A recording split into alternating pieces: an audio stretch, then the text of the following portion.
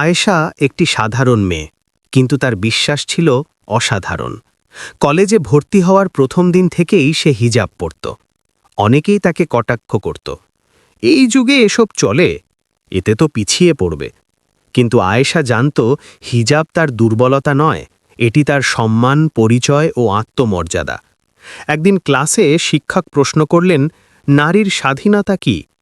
অনেকে বলল, পছন্দের পোশাক, মুক্ত জীবন। আয়েশা শান্ত কণ্ঠে বলল, নারীর প্রকৃত স্বাধীনতা হল আল্লাহর সন্তুষ্টির পথে চলার অধিকার। ক্লাস নিস্তব্ধ হয়ে গেল।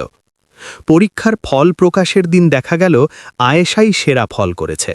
যাদের চোখে সে পিছিয়ে পড়া ছিল, তারাই অবাক হয়ে তাকিয়ে রইল। এক সহপাঠী এসে বলল, তোমাকে দেখে বুঝলাম হিজাব কোনো বাধা নয়, এটা আত্মবিশ্বাস।